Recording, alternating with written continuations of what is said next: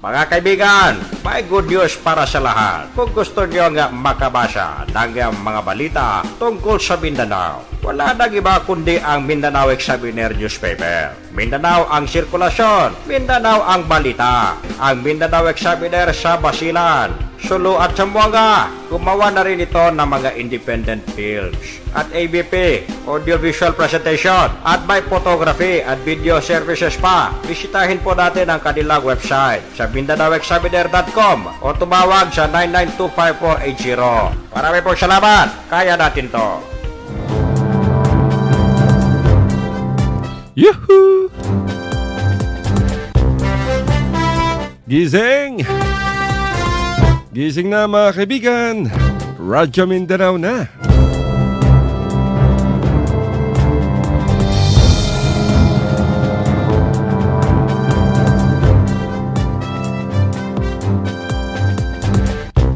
Welcome po sa ating programa.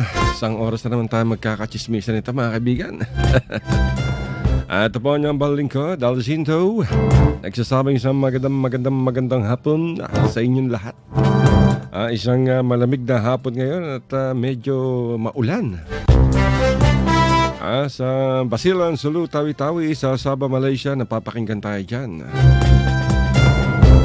At syempre sa Central Mindanao, Sultan Kudarat, North Cotabato, Maguindanao, Cotabato City, General Santos City, Kidapawan, Coronadal. At sa Zamboanga, Sibugay, Zamboanga del Sur ug Zamboanga del Norte, ayo.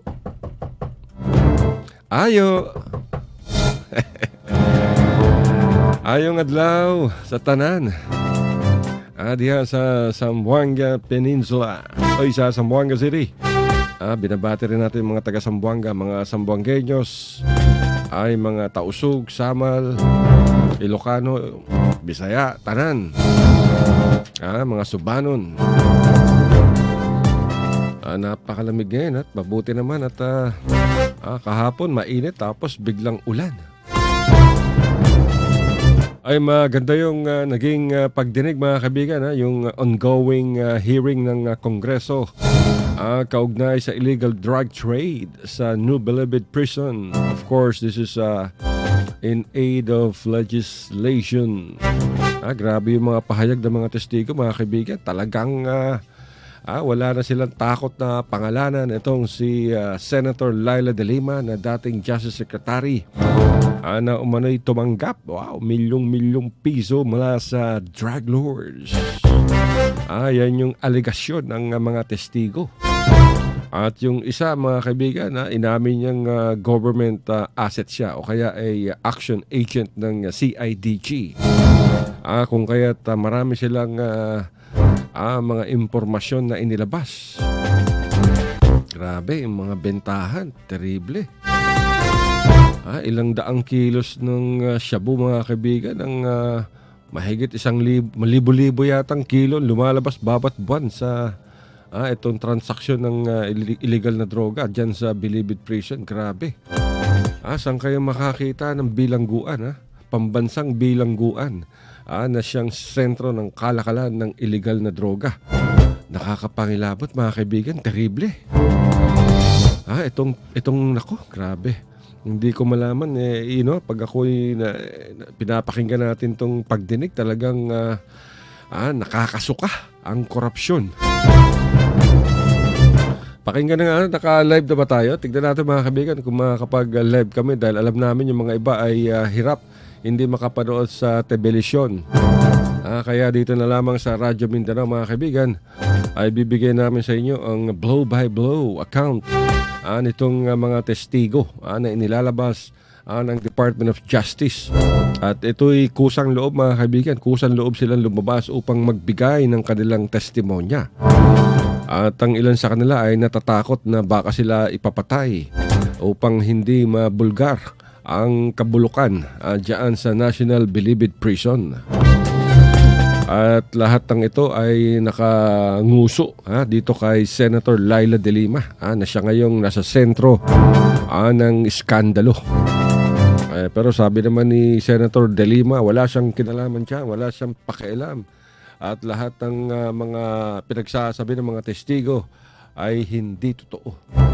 Pakinggan natin kung makakapasok tayo mga kaibigan dahil tuloy-tuloy kahapon. Ako, inaabot ng gabi yung mga kaibigan, yung itong pagdinig sa naturang kaso. Talagang matindi dahil grabe yung grabe itong nangyayari.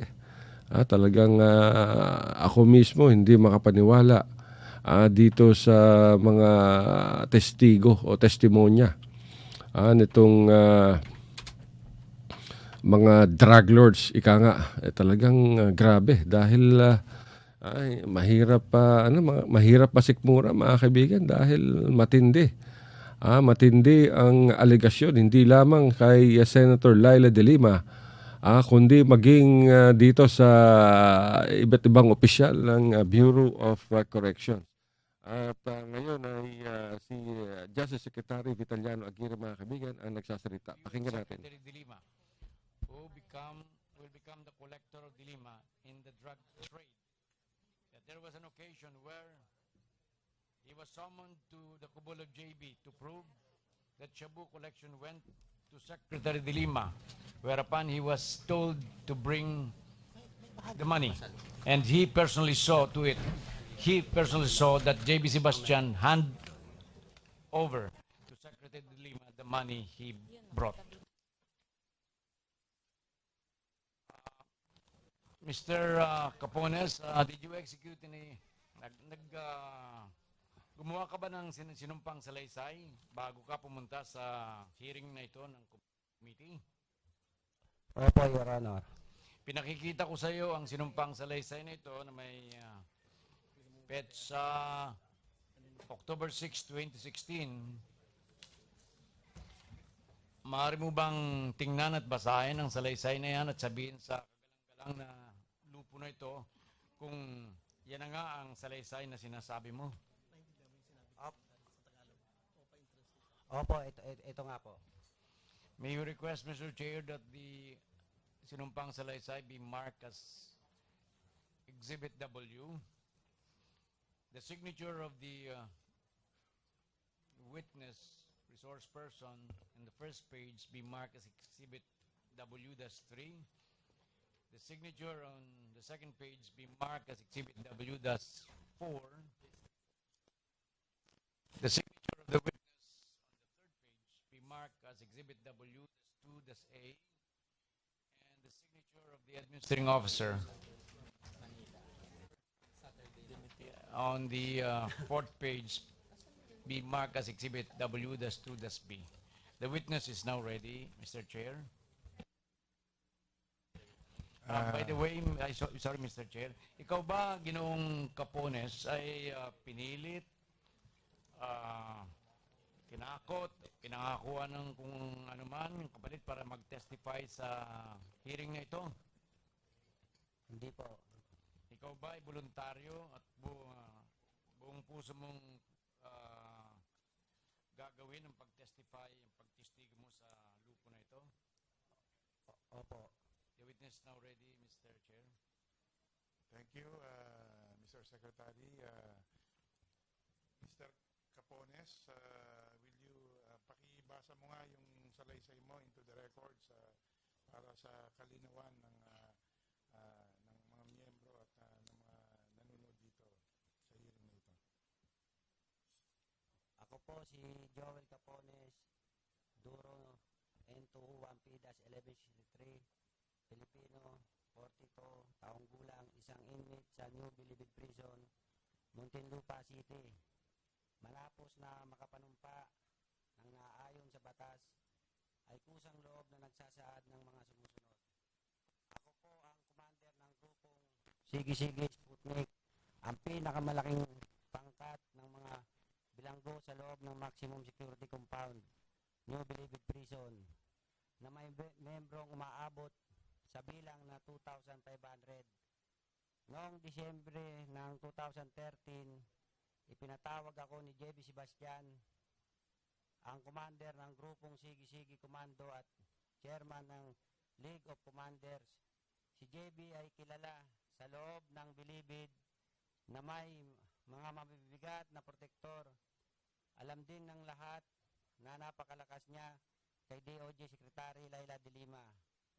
Sinabi niya sa akin na baka kailangan namin na magbenta ng droga sa loob at labas ng Bilibid dahil nangangailangan ng tulong si Secretary de Lima para sa pondo sa eleksyon sa 2016. Sinabi ko sa kanya na timbrihan na lang niya ako kung matutuloy. Noong Enero 2014, ipinatawag ulit ako ni JB kasama ng mga mayor ng Sige-Sige Sputnik. Sinabi sa akin ni JB na kailangan na magbenta ng droga para matustusan ang kampanya ni Secretary de Lima noong 2016.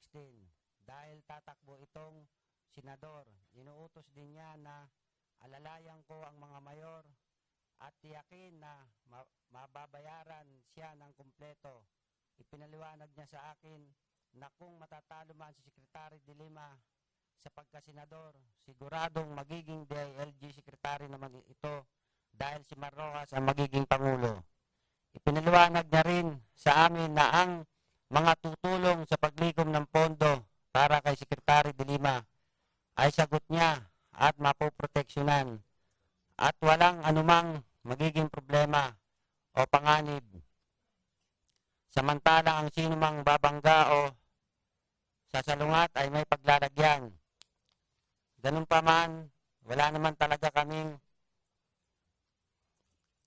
ibang mapagpipilian dahil kaya ni JB na magpapatay at magpalipat sa malalayong piitan. Mula noon, dinadalhan o pinadadalhan na ako ni JB ng shabu para ibenta. At ito naman ay pinaghati-hatian sa aming grupo para ibenta sa loob ng Bilibid. Ang mga transaksyon sa labas ay ginagawa sa pamamagitan lamang ng cellphone.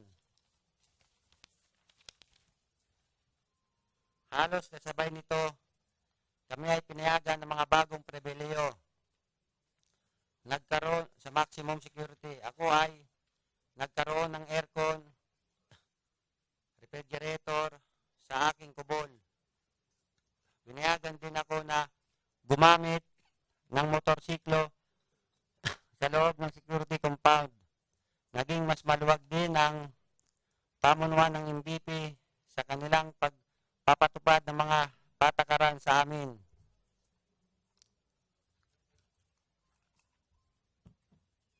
Noong buwan ng Pebrero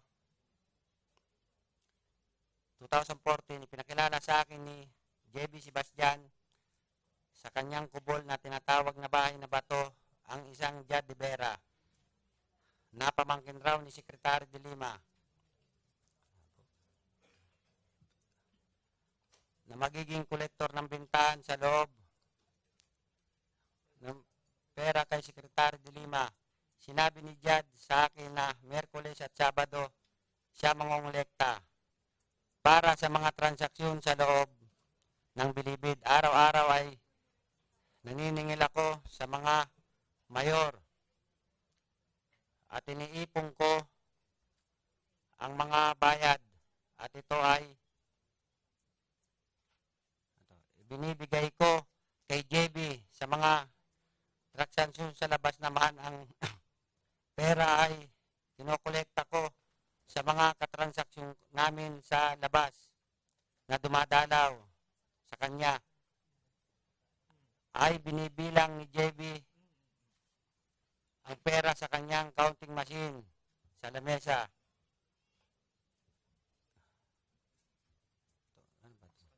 Sa kanyang kubol. May mga pagkakataon kapag nagdadala ako ng pera kay JB, tinatawagan niya si Jad para sabihin na nandoon na ang pera. Sa dalawang pagkakataon, ang pera na dinadala ko kay JB ay binibigay niya kay Jad de Vera mismo sa harapan ko. Isang pagkakataon kung saan tinawagan ako ni JB at sinabi na sa akin na pumunta ako sa kubol niya at dalhin ko ang pera dahil patutunayan niya na ang koleksyon ay para kay Secretary de Lima. Pumunta ako at maya-maya ay dumating nga Secretary de Lima at nakita ko na inabot sa kanya ni JB ang pera na dinala ko. Pagkatapos nito ay nag-usap na sila ng pribado.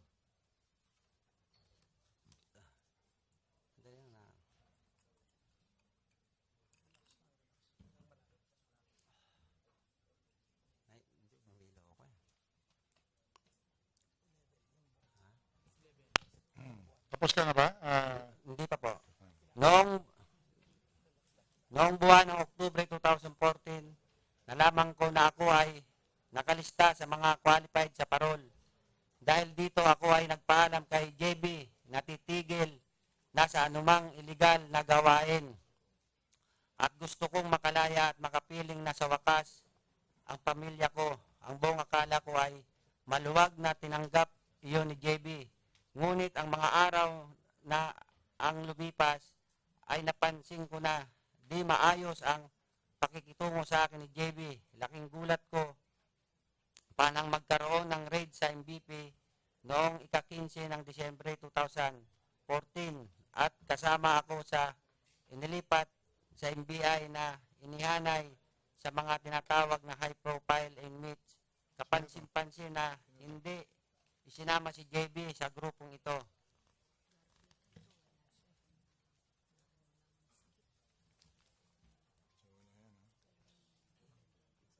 Pansamantala ay ito muna ang aking isasalaysay. Ngunit ako ay handang tumistigo at patunayan ang mga bagay na nakasaad dito.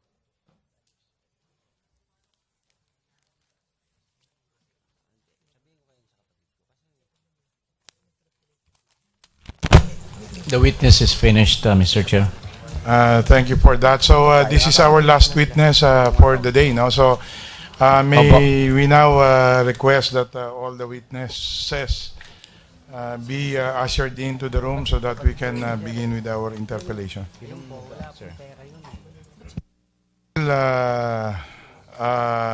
Let me just inform the body that there are 41 members who would like to interpellate, starting from Majority Floor Leader Rudy Fariñas, then Representative Harry Roque, Congressman Tolentino, Minority Leader Suarez, and then Congressman Vice Chairman Doyle Yachon, and then Congressman Sabelliano, Congressman Lacson, Congressman Salo, Congressman T, Congressman Defensor, Congressman Vice Chair Owa Minal, sino to? Congressman Canava, sorry. Congressman Unabia, then Belaro, Roman, Nograles, Noel, Romero, Tugna, Rocamora, Veloso, Ferrer, Sarmiento, De Vera, Acop, Tevez, Garbin, Castro, Barbers, Gonzaga, Garcia, Biason, Fortun, Marcoleta, Alejano, Paduano, Maceda, Yu, Crisologo, Uybareta, and Sandoval. Point of inquiry, Mr. Chairman. What is the point of inquiry?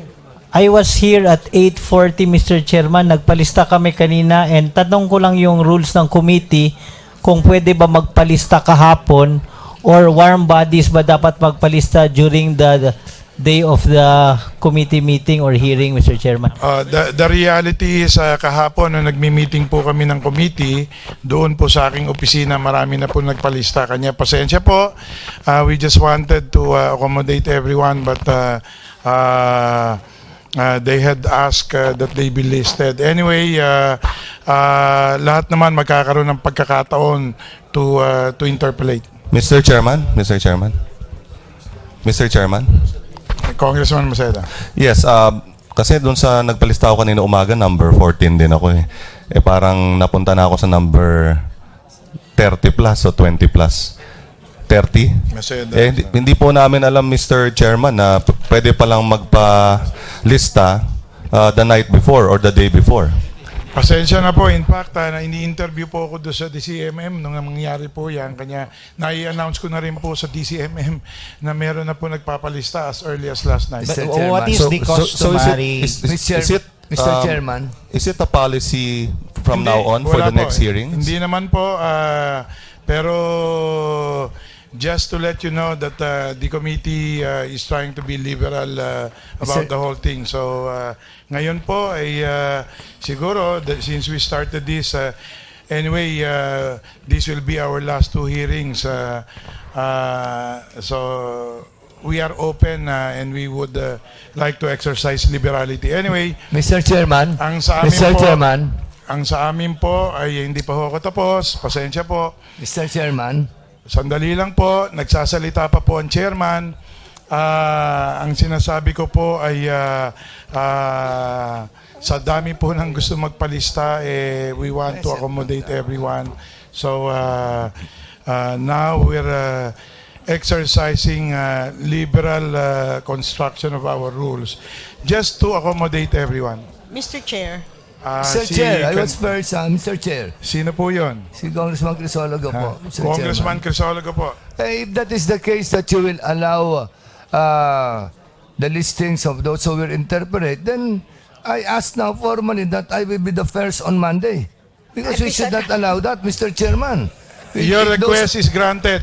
Thank you, Mr. Chairman, but I still do not believe that that is right.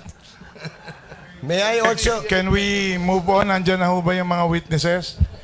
I hope we will not belabor on this particular issue kasi po ang mas importante naman po yung mga tanong nyo, no? And if you really are interested in getting to the bottom of all of these things, then kami po, naghihiring kami hanggang alas 9, alas 10 ng gabi. So, please bear with us. Mr. Chairman, gusto lang namin maliwanagan kung ano na ba talaga because kung Ipaliwanag ko na po. No, We are no, for the- exercising liberality. Yeah, but still, Mr. Chairman, ang sa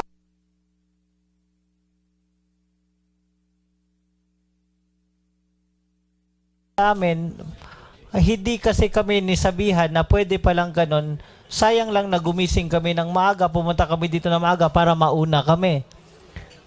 Pwede ba magpalista kami sa lahat ng susunod na committee hearing nyo na kami mauna? No, Pwede really, po, Mr. pwede Chair. po. Inopen na but- po natin. Yeah, but I don't think it will be fair for all the members of this Congress, Mr. Relative po, ang Chairman. what is fair is relative. So pwede po ba? Can we now proceed with the main matter that we need to resolve rather than belabor on mga administrative matters?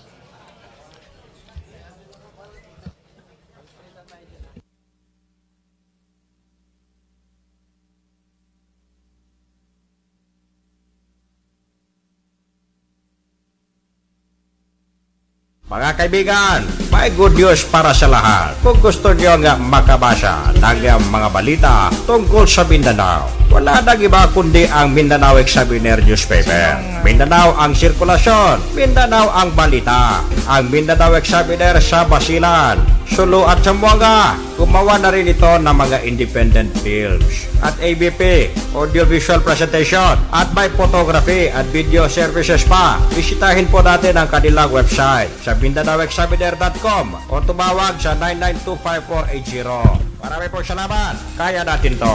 Thank you very much, Mr. President. Grabe. Sobrang sama nung panahon, mga kaibigan. Pati yung signal ng internet natin natatangay dito sa studio. Connected na ba tayo? Yung ating mga partners dyan sa Kongreso. Pakinggan natin, mga kaibigan. At kanina rin ay binanggit ni Congressman Umali ang pagkakasunod-sunod ng mga mambabatas na mag-interpolate. Okay. Alright, pakinggan natin ulit. Thank you very much. Now move to next. Ready na ba kayong lahat? Are all of the witnesses and or resource persons ready for the interpellation. So, Congressman Harry Roque.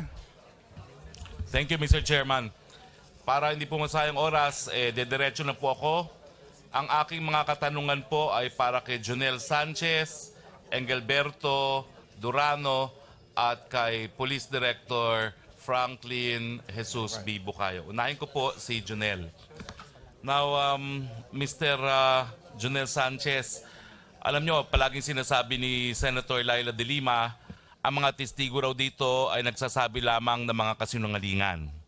So tatanungin ko po kayo para malaman ko kung gaya ng sinasabi ni Senator de Lima, ikay nagsisinungaling. Ang unang tanong ko po, may ID ka ba na ikay taga PSG? Ngayon sir, wala akong dala pero EAP ID may nakalagay PSG. Oo. Now, pangalawa, meron ka bang kasulatan na nagpapatunay na ikaw nga, gaya ng sinabi mo, ay naging close-in PSG ni dating Secretary de Lima? Opo. Ano po yan? Ano yung kasulatan na yan? Detail order po sir, galing PSG. May kopya ka ba niyan? Wala pa akong dala ngayon sir. Pwede bang isumitin mo sa committee ito yung ID mo as PSG at saka yung designation mo as close-in ni dating Secretary Laila de Lima? Opo sir. Now, sinabi mo na, alam mo, ito, magagalit sa'yo si Senator Laila de Lima dahil sabi mo, mukhang may relasyon si Ronnie Dayan at si Senator de Lima. Tama ba ito? Totoo po yun. Radyo. Dito sa iyong affidavit, ang sabi mo, kaya mo naisip na marelasyon siya kay Ronnie Dayan ay umuwi sila sa isang bahay.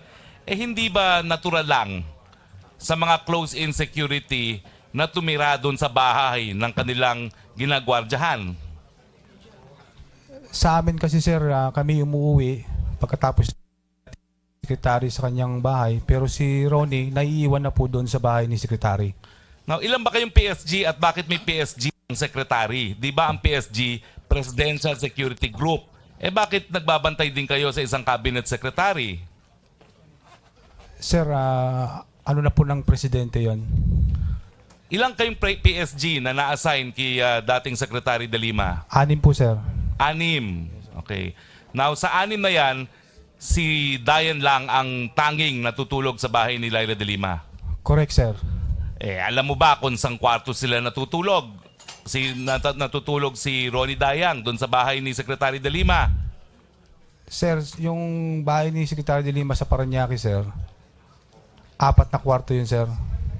So, sa isang kwarto si Ronnie Dayan natutulog, sa kabila namang kwarto rin si Secretary. So, hiwalay na kwarto naman sila Correct sir. doon sa bahay. Yes sir. Pero sinabi mo na kapag kayo'y nag-out of town, iisang kwarto lang sila natutulog. Yes sir. O isang mga out of town trip yan na nakita mo iisang kwarto lang sila natulog. Maraming province sir. Sa Gaya ng ano at kailan Iloilo, yan? sir. Hindi ko na maano sir yung taon sir. Bigyan mo kami ng ilan kasi tinitignan ko nga kung Yes, nagsisinungaling ka eh. Iloilo sir. Davao, Oo. Cagayan de Oro. At saka sa ano sir, sa Cebu. O yung sa Iloilo, sabi mo isang kwarto sila. Saan ba sila natulog? Doon sa Iloilo, sa iyong pagkakaalala. Sa hotel sir kami sir natutulog sir. Hindi mo naaalala kung Yes, anong sir. hotel yun sa Iloilo? Oo sir.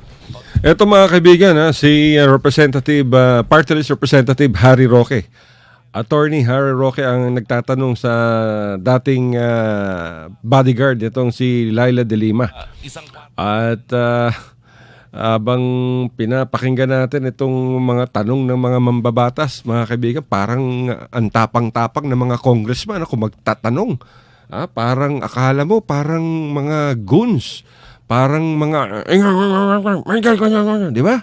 Sa kwarto. Dapat yan malumanay ang tanong. Hindi mo naman kailangan na ipakitang matapang ka dahil hearing to pagdinig in aid of legislation. 'Di ba? Itong problema sa mga ibang mambabatas, mga kaibigan, parang siga ang dating. Pakinggan natin yung pagpapatuloy nitong pagdinig ng Kamara kaugnay sa illegal drug trade sa National Bilibid Prison. At kayo ay nakikinig pa rin dito sa Radyo Mindanao, mga kaibigan, sa Radio Philippines Network, DXXX Zamboanga City, at tayo napapakinggan sa malaking bahagi ng Mindanao. At maging sa Tuguegarao City, sa Cagayan Province via the Shortwave Radio 2. Nila ay ito ngang si Ronnie Dayang. Now, ang sabi mo, hanggang tahasan na ipinagmayabang ni Ronnie Dayang ang relasyon niya ni SOJ De Lima. Anong naalala mong sinabi niya na sa iyong isip, ito'y pagmamayabang ni Ronnie na meron siyang relasyon kay dating Secretary De Lima? Yung ano sir, wala nang makakakuha sa kanya. Malaki na yung puhunan ko. Yung puhunan daw ni Secretary sa kanya. Malaki ang puhunan niya. Yes sir. Yun lang naalala mong sinabi niya na pagyayabang? Yes sir. Ano ba pagkakaintindi mo doon sa puhunan na yon? Marami na sigurong binigay si Secretary sa kanya sir. Now, itong si Warren Cristobal, ano uli ang kanyang katungkulan? MMDA rider sir. MMDA rider. Pero sa yung salaysay, sabi mo, naging close-in na rin siya ni Secretary De Lima. Yes sir. Pero itong Warren Cristobal na ito, hindi naman siya miyembro ng PSG. Hindi sir, MMDA sir. Pero naka-attach siya sir sa PSG. As a riders MMDA. MMDA na naka-attach sa PSG. Correct sir. So sa pagkakaalam mo, yung naging close-in din siya ni Secretary Laila De Lima, meron din yang detail order sa pagkakaalam mo. Meron din yun sir. Etong PSG, mga kaibigan, eto si Jonel Sanchez. Ito yung dating isa sa 6 ng mga PSG o Presidential Security Guard ang naka-detail dito kay dating Justice Secretary Laila De Lima. At marami na itong kinanta at tungkol sa di umano'y relasyon nitong si De Lima sa kanyang driver na si Ronnie Dayang.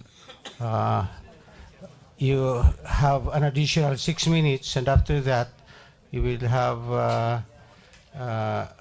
Representative Doy Gachon. Thank you. Okay. So ano nga ba yung tanong ko sa iyo? Bakit mo nagsabi na pinagselosan ni Ronnie itong si Warren Cristobal? Sir, kinausap kami ni Secretary, kaming buong team ng security na nagagalit daw si Ronnie kay Warren dahil nagsiselos nga sa sir. Si Ronnie Dayang kay Warren. Gustong paalisin ni Ronnie Dayang si Warren. Ngayon, kinausap kami ni Secretary, sir. Kailangan ko bang paalisin itong si Warren? Actually, sir, dalawa yun sila, sir. Sergeant Palcasantos at saka si Warren Cristobal. Yun nasa gitna. Okay. Sino mo si Warren? Okay. Pagkatapos niya, ang sabi mo ay mukhang close. Kapansin-pasin din ang closeness ni Warren Cristobal. Bakit mo naman nasabi na kapansin-pasin ang closeness nila ni Warren Cristobal at ni dating Secretary De Lima? Kasi sir, paborito na siyang gawing aid at saka close-in. Pero ang tanong ko, gaya ng binanggit mo kanina, kapag ba kayo nag-out of town, kapareho silang kwarto na natutulog ni Warren Cristobal. Sa aking duty, sir, hindi ko pa na-experience, sir. Now, sinabi mo rin dito na may baril na mamahalin na binigay si Secretary Laila De Lima kay Warren Cristobal. Totoo yan, sir. Now, I'd like to ask this of the PNP. Do we have records na itong baril, whether or not there is a gun registered to Secretary De Lima, and whether or not this has been transferred to one Warren Cristobal? Mr. Chair, Your Honor, we have to check that with the FEO. Can you and please we'll provide you feedback. Can you please provide us with a permit registered in the name of Secretary Laila De Lima, and if it was transferred to one Warren Cristobal? Yes, Your Honor. Due to lack of time, let me go to Witness Durano. Witness Durano, Yes po, Your Honor. nako, nakakatakot po ang testimonya nyo, no? Na unang-una po, itong sinasabi nyong Jaguar, ano uli ang pangalan nitong si Jaguar? Siya po si Jeffrey Diaz. At ang sinasabi nyo, siya ay isang naging drug lord din, no? Opo, opo. Ganong kalaking drug lord dito? Sa buong Central Visayas po, siya po ang nangunguna.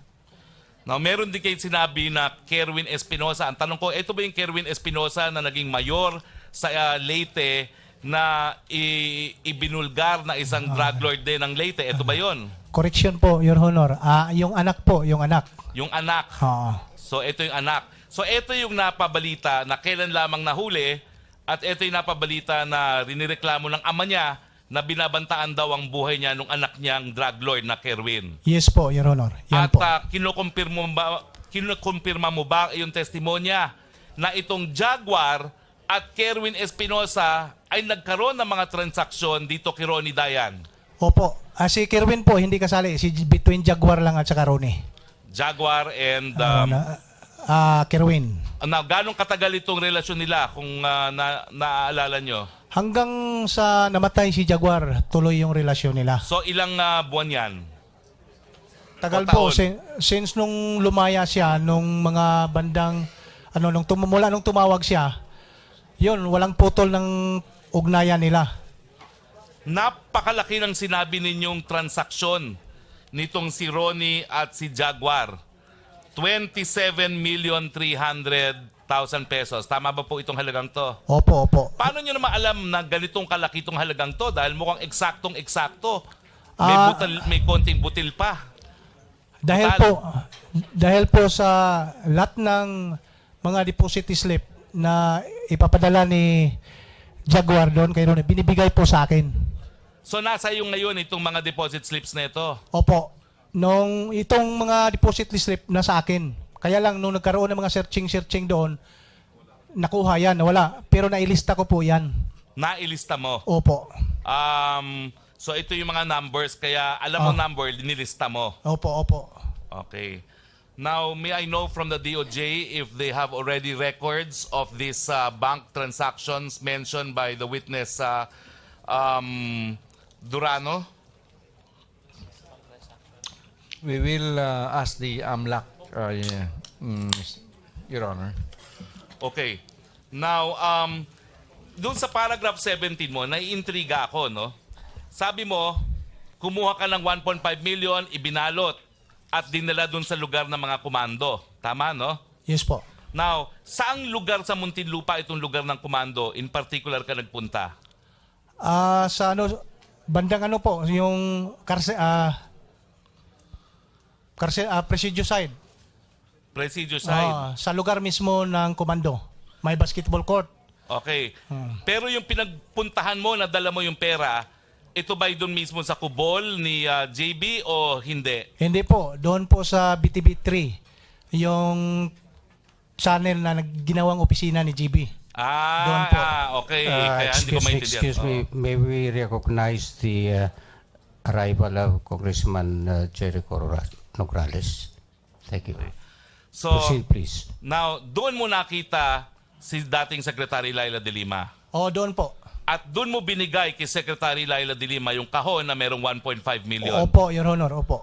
Anong sabi niya sa inyo pagkatapos mong binigay yung kahon na yon? Wala po siyang sinabi. Tinanggap lang niya agad. Nung pagkakataon na binigay mo yung pera, sino pa yung mga tao na naroroon? Nandun si GB, Hanstan, at saka yung mga serving ni GB nandun. Si Ronnie Dayan, nandun ba siya nung pagkakataon na yon? Wala po, hindi siya kasama. Ibig mong sabihin, nasa loob ng komando si dating Secretary Laila de Lima, wala man lang siyang security? Mayroon po, mayroon siya mga security. O, sino yung mga security? Kilala mo ba? Hindi ko po matandaan. Ilang mga security yan? Siguro mga 3 lang yung nakita ko doon. So may kasama siyang 3 security. Mayroon po. Ngayon, hindi ko lang maintindihan ano itong sinasabi mo na matapos iyon ay umalis ako, tapos habang papalayo, nakita ko na lumalakad siya na parang model papunta sa gitna ng poste na bakal, sabay hawak sa poste at kanyang scarf at nagsalita, okay ka ba JB? Hindi ko maintindihan ito.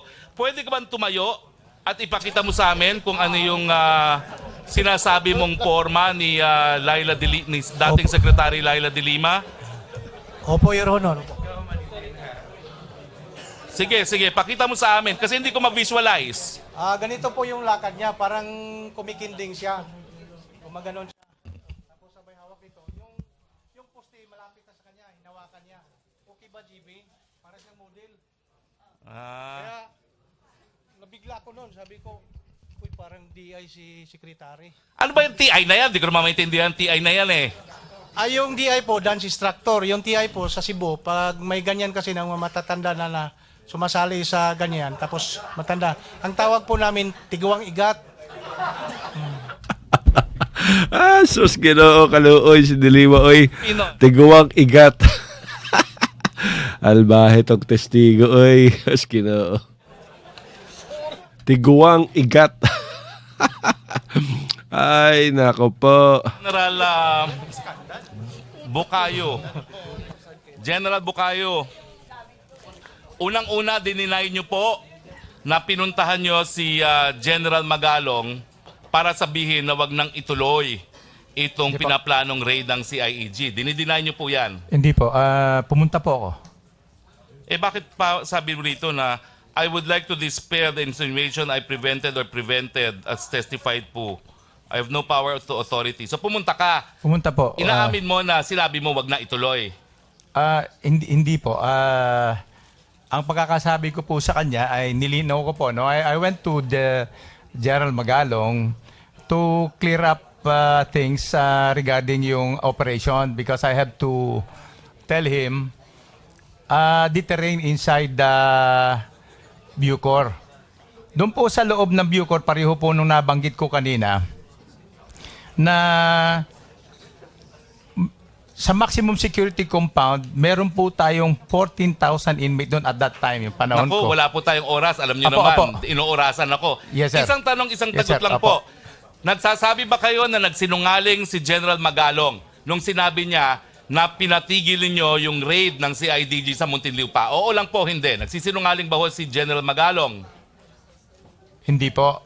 So, gusto ko lang po talagang sinabi mo itigil. hindi ko po sinabing itigil. Pero i-consider po, pag-aralan po mabuti dahil mas magkakaroon po ng bloody confrontation nito kung hindi mapag-aaralang mabuti dahil po sa nature ng sitwasyon sa loob. Dahil yung ating mga inmate doon, ang kukuning inmate ay hindi naman pong ordinary. They are embedded in the 14,000 inmate inside and they are not restrained. So, hindi nyo siya pinigil, pero hindi nyo rin sinabi na may sarili kayong plano kasamang NBI na gumawa nung kaparehong raid na pinagpaplanuhan ni General Magalong. Opo. Bakit hindi nyo sinabi? Gaya po na nasabi ko rin po dyan sa aking affidavit, nabanggit ko po yan nung isa sa mga meeting namin, tinanong ko po sa secretary kung sasabihan, I will inform, ako po nagtanong sa presence po ng NBI, PAOK, tsaka sa DOJ kung sasabihan ko yung CIDG. And sabi niya, no need. Pero nung nagpunta kayo para kausapin si General Magalong, alam nyo na magre-raid kayo, nahiwalay sa raid ni General Magalong.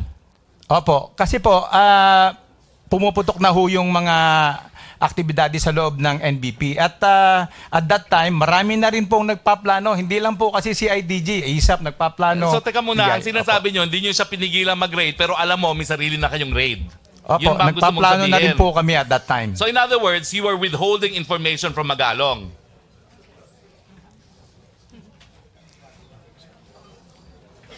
Opo. Hindi naman po sa... Maraming salamat na po. Opo. Kasi kulang nga po yung oras ko, Yes. pero papaalalahanan ko po kayo. Ibang krimen po ang pagsisinungaling sa Kongreso sa perjury. Opo. Ngayon, ang sunod ko pong tanong, ilang minuto pa po ako? 1 minute. 1 minute. Pagkatapos po, ito bang pag-isolate sa mga high-profile na mga detainees dyan sa Muntinlupa? Kanino bang idea yon? Sa akin po. Hindi ho nanggaling kay General Magalong? Hindi po. Actually, sa isang meeting namin na na-invite ako, sinabi ko sa kanila, ang main concern ko dito ay yung paano e-extract itong mga inmate at saan dadalhin. Teka muna, yung konteksto po ng pagsabi nyo dyan, ito yung in connection with the raid na pinaplano nila General Magalong. Opo. So, sinasabi mo, nakipag-participate ka doon sa pagpaplano ng raid na pinaplano nila General Magalong. Opo. Pero at the same time, nagpa-participate ka dyan, not telling them, magre-raid kami ng sarili. At that time po, wala pa pong planong magre-raid. But nagpaplano na rin gumawa ng activities tungkol doon sa mga nangyayari sa loob. Ay, kailan ba ho nagsimula itong plano na mag-raid hiwalay kila General Magalong? Hindi ko po maalaman kung alin po nauna, but I think nauna sila. Yung akin pong Oplan Nomad ay na-approve po ng December 1. December 1 at kailan po yung raid? December 15 po. So, pero yung mga ina-attenda mong meeting with General Magalong na magkakaroon ng raid, kailan yon? I think nauna po yun. Talagang nauna yon. Opo. Now, so, ang sinasabi mo, alam mong may plano mag-raid sila General Magalong, alam mo rin na yung raid na yon, alam ni Secretary of Justice. Opo. Alam mo rin na involved hindi lang ang grupo ni General Magalong, pati ang PIDEA doon sa raid na yon. Opo. Now, ang tanong ko, bakit all of a sudden, sumama kayo, gumawa kayo ng sariling raid, at in-exclude nyo yung grupo ni General Magalong at PIDEA? Kasi ako, nagtataka lang ako dahil yung PIDEA sila yung lead sa droga. Bakit? Bakit nyo in-exclude? Kaya nga po, sinabi ko kanina na nagkakaroon kami ng meeting, sinabihan ko sa secretary, Ma'am, will I going to inform the CIDG? Sabi niya, no need. So, yun po yung dahil sa aking kaisipan lang, nandoon na kasi ang member na kasi ang NBI doon. So, hindi na kailangan magkaroon pa ng isang investigating unit na isama. Pero bakit hindi nyo naman sinabi yan kay General Magalong? Alam ko sinabi ni DOJ, no need. Pero di ba magkapatid naman kayo sa uniforme? At saka nagplano rin kayo magkasabay. So bakit naman parang out of the blues, hindi na bali, pabayaan mo sila magplano at ako'y magagawa ng sarili kong raid? Alright mga kaibigan, ayan po si Attorney Harry Roque. Isang party list representative at tinatanong ang dating ang opisyal ng Bucor dyan sa NBP. Naku, grabe. Nakakagimbal itong mga mga paputok. Nalalaman natin mga kaibigan, terrible. Anyway, wala na tayong oras. Ang dami pang nagpapabati. Batiin muna natin tong mga sponsors ng Mindanao Examiner Regional Newspaper sa parating sa kapistahan ngayon mga kaibigan. Unahin natin ang isa sa pinakamasipag na opisyal ng PNP sa Zamboanga City, si Superintendent Nonito Asdai ng Police Station 6. At lagi nakikita, nagtatrapiko. Napakasipag na opisyal. Sana balang araw kayo ang umupo na City Police Director sa Zamboanga City. At syempre, batiin din natin yung mga iba dahil sila ngayon ay nakikinig sa atin. Itong si Art Onrubia ng City Mayor's Executive Assistant on Barangay Affairs at si Bebot Cortez na City Hall Executive Assistant din mga kaibigan sa naturang departamento. At siyempre si Engineer Rodrigo de Bollos, ang Assistant City Engineer Alexander Eric Elias, City Civil Registrar. At si Attorney Bernardito Ferrer, ang Zamboanga City Legal Officer. Of course, si Superintendent Jo Marie Albarico ng Zamboanga City Police Office, Deputy Director for Administration. Si Engineer Luis Despalo, ang City Engineer ng Zamboanga. At si Mr. Vic Lioso Jr., si City Veterinarian Mario Ariola, Fire Marshal Chief Inspector Clint Cha, and si Dr. Rodel Agbulos, City Health Officer. Bendy Mills, Zamboanga City, si Attorney Aminola Alex Abaton, ang Regional Director ng Land Transportation Office for Western Mindanao. Si Elmer Apolinario, ang CDRRMO Chief. Si Superintendent Bonifacio Anya, Zamboanga City Police Station Commander sa 11. Station 11 mga kaibigan. At ang masipag na si Councilor Jimmy Villa Flores. Si Samselco o General Manager Engineer Ed Ancheta. At si Director Omar Sahi ng Board of Directors ng Zamboanga City Electric Cooperative. And syempre si Public Market Superintendent Nathaniel Asuncion na ngayon ay nakikinig na sa ating programa. Mga kaibigan, wala na talaga tayong oras. Si Alili nagpapabati, binabati niya ang kanyang asawa na si Ramil Kamay. Of course, ang Norte family as usual dyan sa Baliwasan sa Zamboanga City at sa lahat ng mga taga Baliwasan at sa iba't ibang barangay sa Zamboanga, sa Western Mindanao, Zamboanga, Sibugay, del Sur, del Norte at sa lahat. Wala na tayong oras mga kaibigan. Kulang yung ating pagdinig dyan sa Kongreso. Anyway, abangan nyo ang DWIZ after this program ng Radyo Mindanao. Papasok ang DWIZ at syempre yung ating partner ang CNN Philippines at yung DWIC. Ito po si Alcinto para sa Radyo Mindanao. Dito lamang mga kaibigan sa RPN DXXX Zamboanga. Hanggang bukas mga kaibigan. I love you. Mama Chup Chup.